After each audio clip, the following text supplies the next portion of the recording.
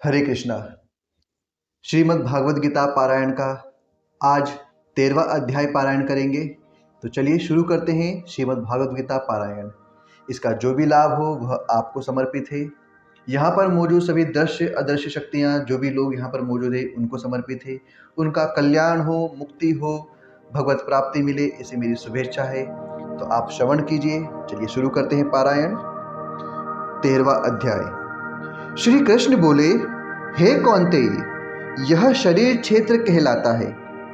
इसके जानने वाले को क्षेत्रज्ञ कहते हैं। इस संपूर्ण क्षेत्र में क्षेत्रज्ञ मुझे ही जान। क्षेत्र को क्षेत्रज्ञ का जो ज्ञान है, मेरे मत से वही ज्ञान है। यह क्षेत्र कैसे रूप का है, उसमें कौन कौन विकार होते हैं, उसकी उत्पत्ति किस प्रकार से हुई और क्षेत्र का क्या प्रभाव है, इत्यादि बातों को संक्षेप में कहता हूँ। सुनो, अनेक ऋषियों ने अनेक प्रकार के छंदों में इसको बताया है। वेदों ने भी पृथक पृथक वर्णन किया है और हित वाले ब्रह्म सूत्र में पदों में भी यह ज्ञान निश्चय किया गया है। पंच महाभूत अहंकार, बुद्धि, अव्यक्त प्रकृति, 10 इंद्रियां, मन तथा 5 इंद्रियों के विषय तथा इच्छा, द्वेष, सुख दुख, संघात, चेतना, धृति तथा इनके समूह, संक्षिप्त में क्षेत्र और क्षेत्रज्ञ, ये सभी यही विकार हैं। मान और पाखंड से रहित अहिंसा, सहनशीलता, सरलता, गुरु की सेवा, पवित्रता, अपने मने का संयम, इंद्रियों के विषय में विरक्त, अहंकार रहित और जन्म, मृत्यु, बुढ़ापा, रोग, दुखादि दोषों को देखना, पुत्र, स्त्री, ग्रह इत्यादि में आसक्ति न करना और इनमें अपने को सुखी दुखी न मानना और इष्ट अनिष्ट की प्राप्ति में हर्ष विषाद रहित रहना, अनन्य भाव से मेरी भक्ति करना, एकांत में रहना, जन समूह में रहने से विराग, सदा स्मरण रहना कि मैं परम परमात्मा का ही अंश हूँ, ज्ञान प्राप्ति के उद्देश्य से मोक्ष को सबसे श्रेष्ठ मानना, इसे ही ज्ञान कहते हैं। इससे जो भिन्न है वह अज्ञान है। अब ज्ञेय का स्वरूप वर्णन करते हैं, जिनको जानकर मनुष्य को मोक्ष प्राप्त होता है। वह आदि रहित, बड़ों से बड़ा, अकथनीय होने से सत्य ही कहा जाता है और न असत ही कहा जाता है।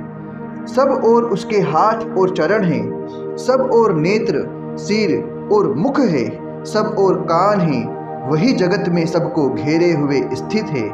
वह सब इंद्रियों के गुणों का प्रकाश है, पर उनके कोई इंद्रिय नहीं है। जिसको किसी से आसक्ति नहीं है, पर जो सबको आधार है। जो स्वयं निर्गुण होने पर भी गुणों का भोक्ता है। जो सब भूतों के बाहर भीतर है, तो भी चर और अचर है। जो अत्यंत सूक्ष्म होने के कारण जाना नहीं जाता। जो दूर भी है और निकट भी है, जिसके विभाग नहीं होते, पर जो भिन्न भिन्न भागों में विभक्त रहता है, समान रहता है। समस्त भूतों का पालन, नाश और उत्पन्न करने वाला वही ज्ञेय है। वह अंधकार से परे ज्योतिषमान पदार्थों को ज्योति देता है। वही ज्ञान जानने योग्य पदार्थ, ज्ञान के द्वारा जानने योग्य सबके हृदय में निवास करता है। इस प्रकार क्षेत्र, ज्ञान और ज्ञेय, इसको संक्षिप्त में कहा। इसे जानकर मेरा भक्त मेरे पद के योग्य होता है। प्रकृति और पुरुष दोनों ही अनादि है। विकारों और गुणों की उत्पत्ति प्रकृति से हुई है। कार्य और कारण को प्रकृति उत्पत्ति कहते हैं। पुरुष तो सुख और दुख का भोगता है। प्रकृति में पुरुष रहता है, प्रकृति के गुणों का उपभोग करता है, तद अनुसार उत्तम तथा अधम योनि में जन्म लेता है। इस देह में अपद्रष्टा, अनुमंता, भर्ता, भोक्ता, महेश्वर, परमात्मा और परम पुरुष कहते हैं। इस प्रकार के गुणों के साथ प्रकृति और पुरुष को जो जानता है, उसका रहन सहन चाहे जैसा हो, पुनः जन्म नहीं होता। कोई ध्यान से, कोई सांख्य योग से, कोई कर्मयोग के द्वारा अपने को आत्मा में देखते हैं, परंतु कोई तो इस प्रकार से न जानने हुए भी दूसरों से सुनकर ध्यान करते हैं और श्रद्धा से सुनकर वे भी मृत्यु के पार चले जाते हैं। हे अर्जुन, स्थावर या जघम सब प्राणी क्षेत्र और क्षेत्रज्ञ के संयोग से ही होते हैं। परमेश्वर सब भूतों में समान रूप से ही हैं।